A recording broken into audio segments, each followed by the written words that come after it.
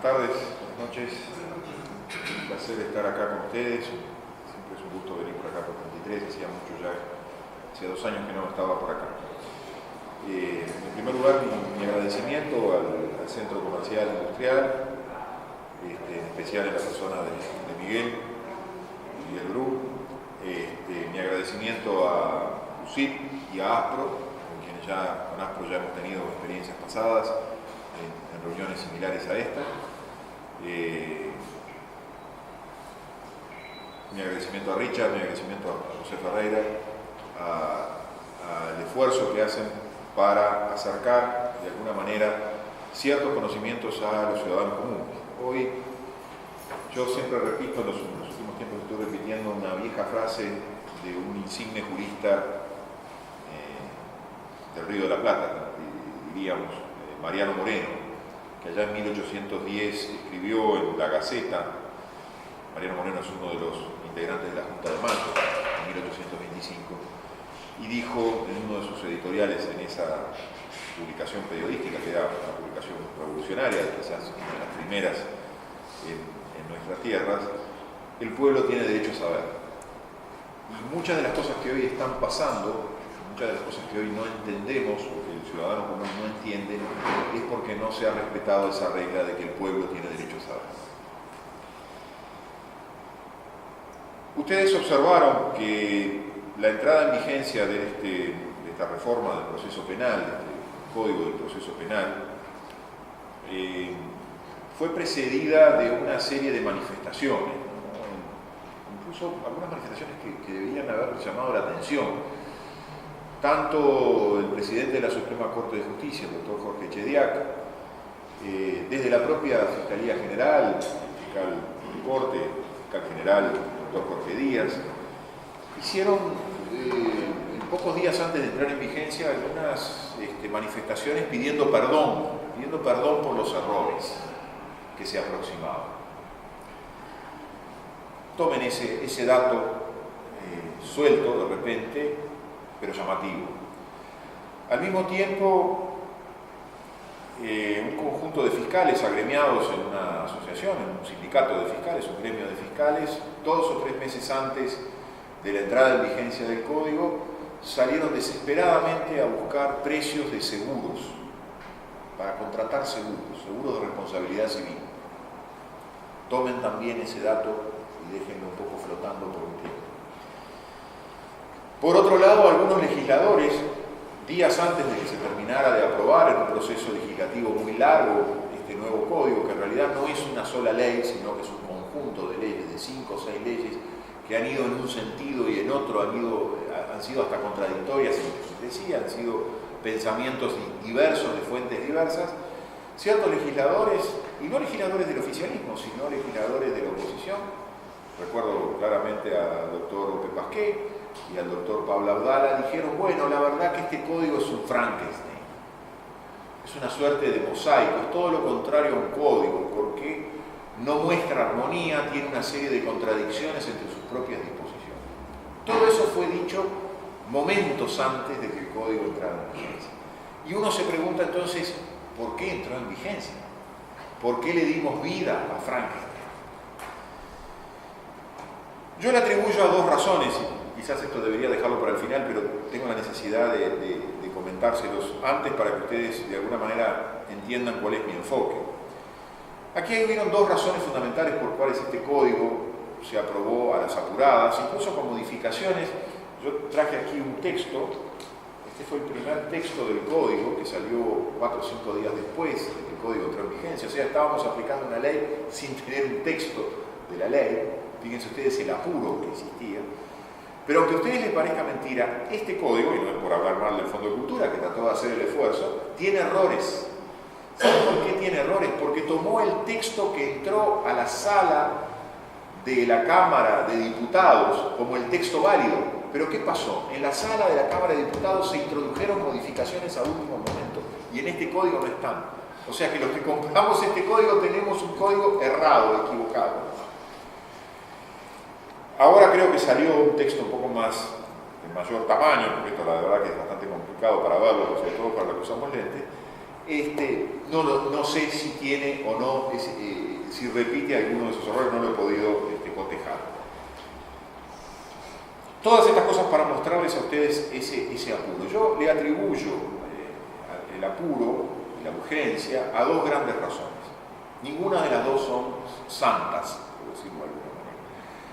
Una primera razón, que este es un modelo, proceso penal que se ha impuesto a partir del 1 de noviembre en Uruguay, es un modelo que viene de afuera.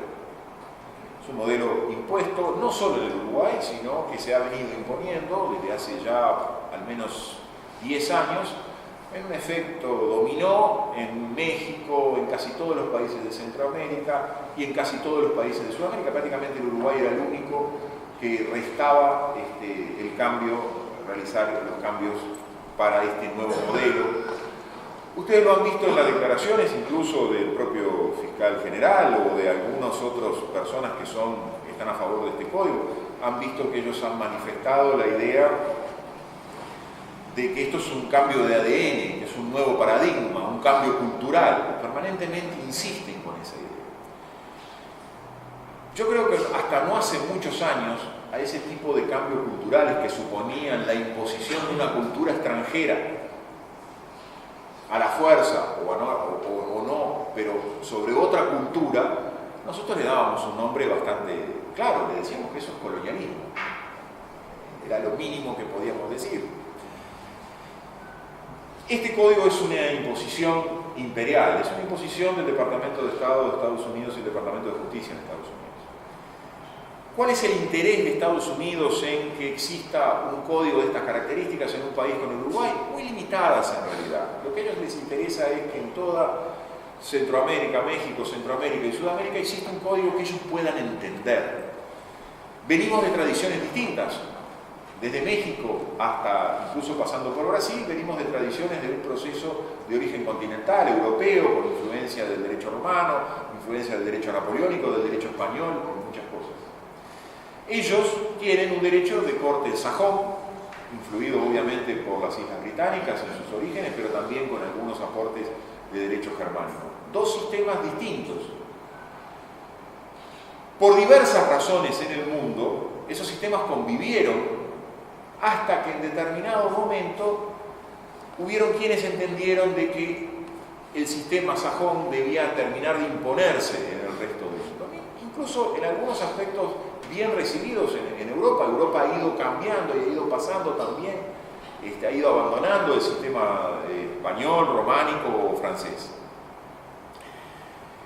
Yo ubico ese momento en una circunstancia muy trágica que tuvo el mundo. Quizás uno lo objetivó, lo colocó en ese momento específico, en un lugar específico, y estas circunstancias trágicas se dieron en Sicilia, cuando en la década del 90 dos jueces fueron vilmente asesinados en sendos atentados dinamiteros en Italia. Se trataba de los jueces Giovanni Falcone y Paolo Borsellino.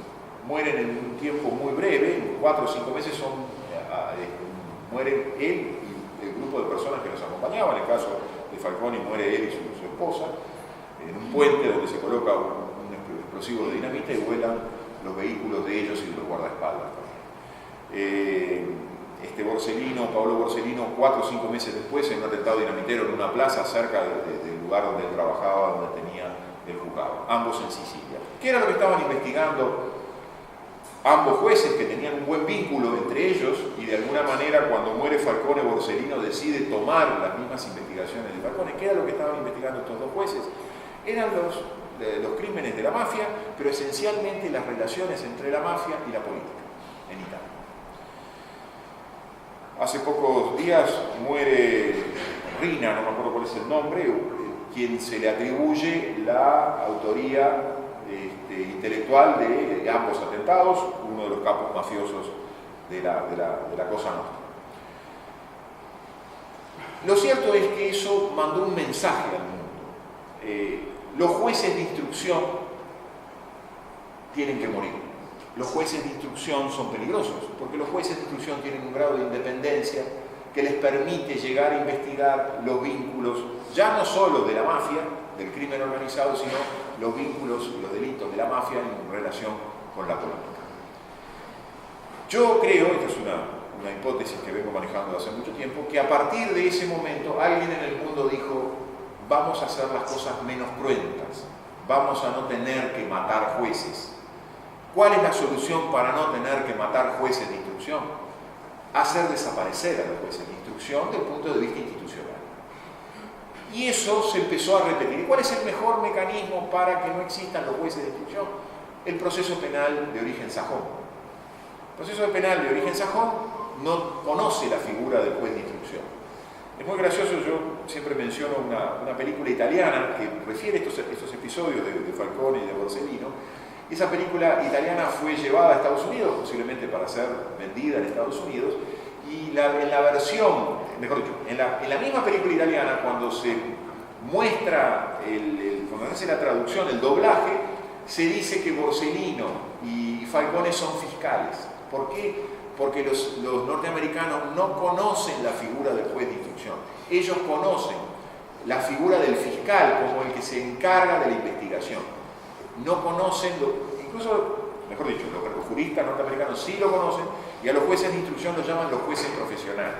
En los últimos tiempos, para que ustedes vean, en Estados Unidos hay una crítica muy importante al proceso penal norteamericano, y están algunos de esos juristas diciendo que es mejor quizás volver a los jueces de instrucción, a los jueces profesionales, que quizás sería una vuelta de tuerca en la justicia norteamericana que la mejoraría, porque hoy está siendo objeto de muchas críticas.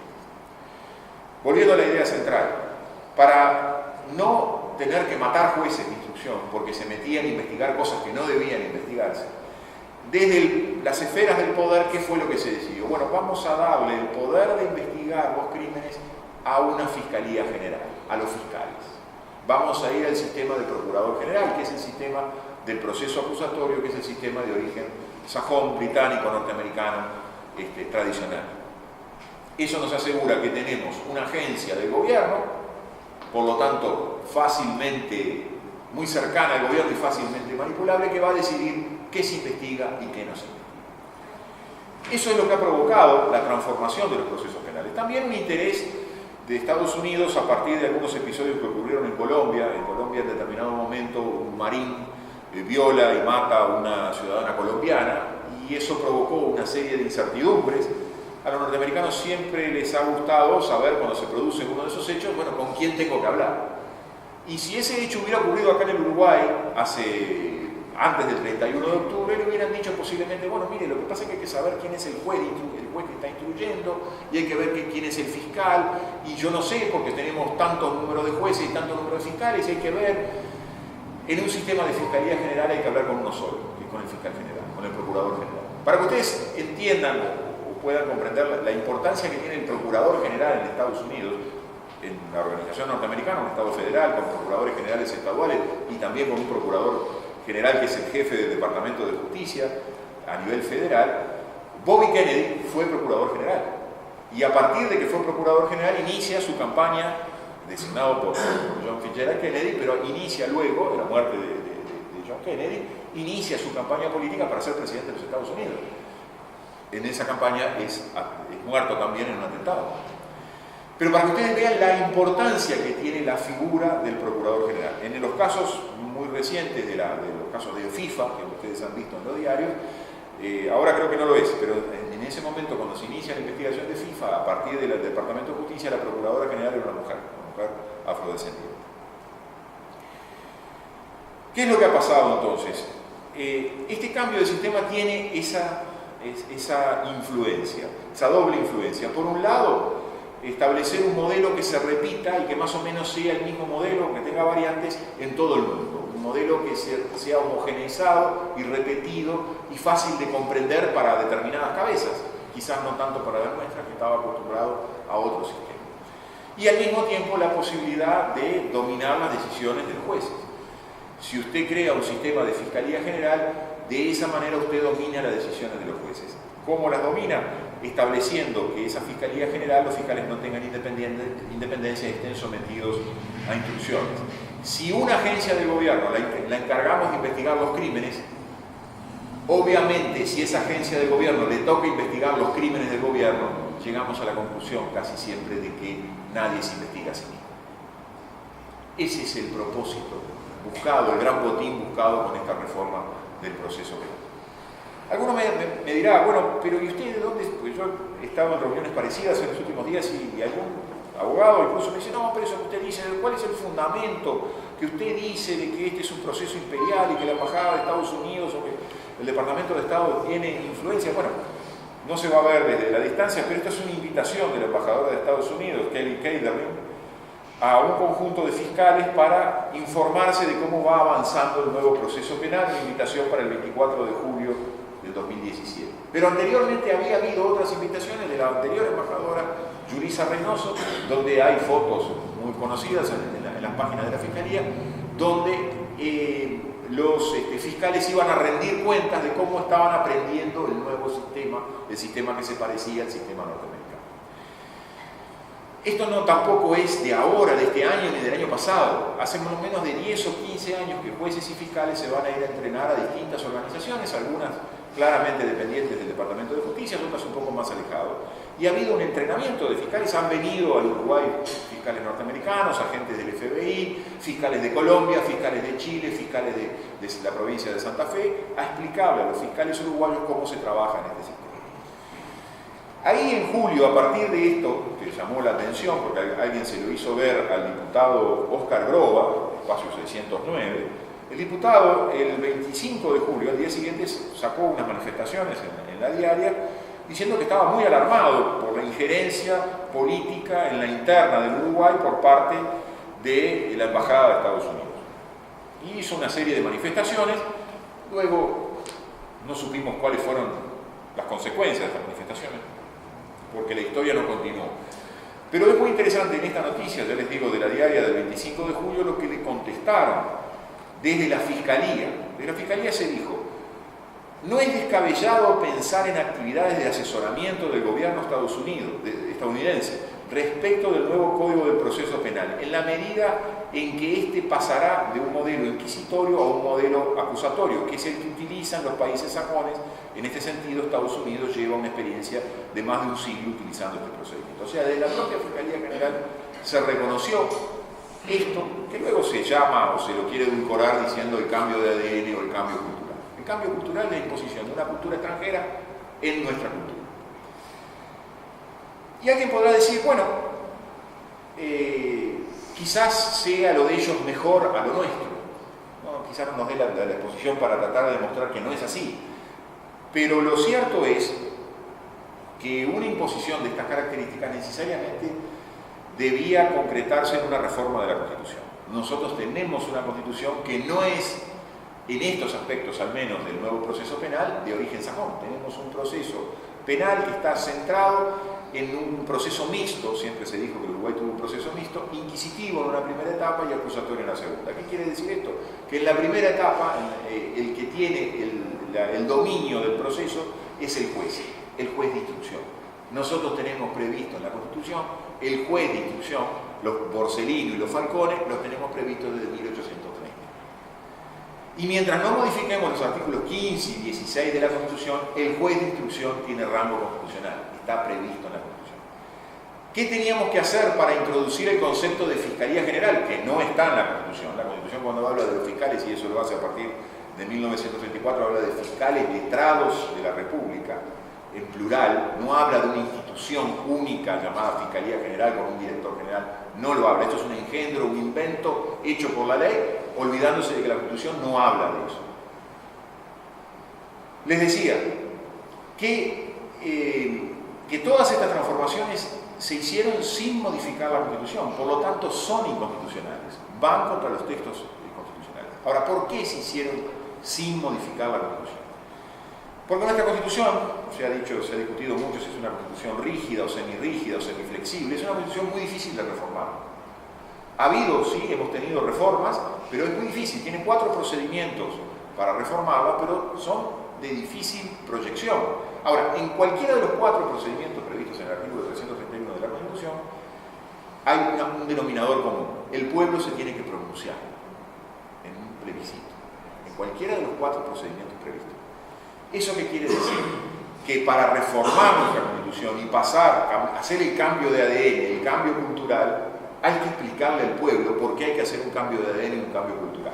¿Por qué tenemos que aceptar que un proceso extranjero es mejor que nuestro proceso?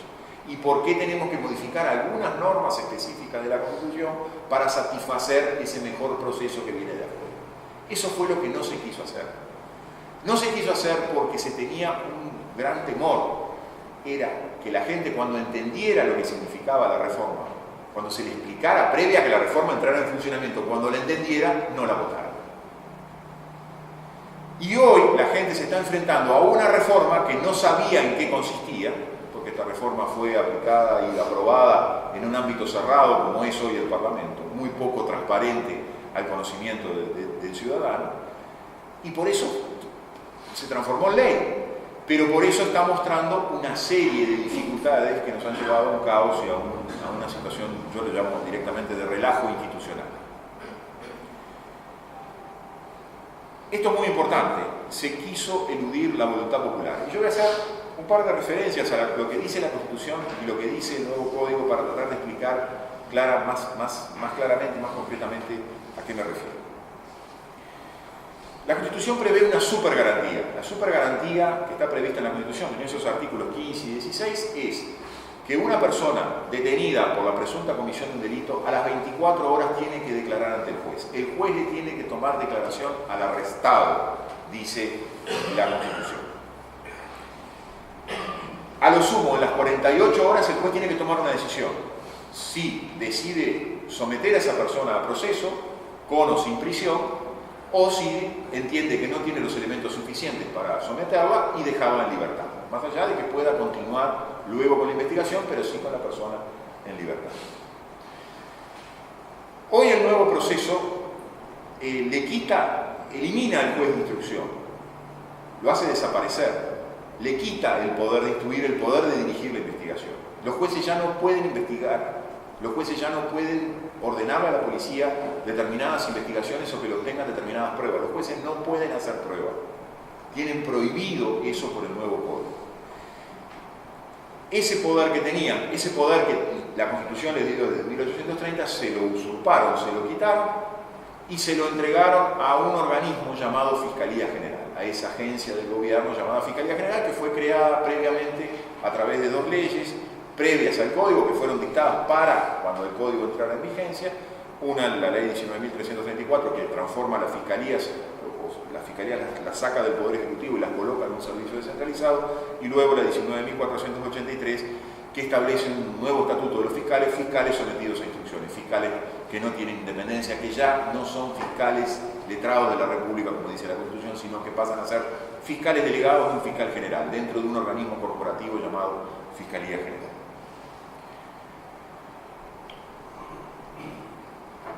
Esta quita de competencia a los jueces para entregársela a la Fiscalía es solamente una transferencia de poder. Tanto es que la crítica que siempre se le hizo al juez inquisidor era que el juez instructor, el juez inquisidor, era que el juez se contaminaba porque era el que organizaba la investigación, era el que disponía, si existía la semiplena prueba, y disponía el procesamiento de la persona con o sin prisión. Y entonces ese juez era el mismo que luego dictaba la sentencia, y entonces el juez ya estaba condicionado en su voluntad porque había tomado un rumbo en una situación. Este tema se hubiera solucionado fácilmente, como en algún momento lo tuvo el país, con dos jueces. Un juez que hiciera la investigación, y así se cumplía con los artículos 15 y 16 de la Constitución, y un juez que resolviera, tras un juicio criminal, un juicio de parte, donde hubiera una acusación de la Fiscalía y una contestación de parte de la defensa, otro juez, un juez de sentencia.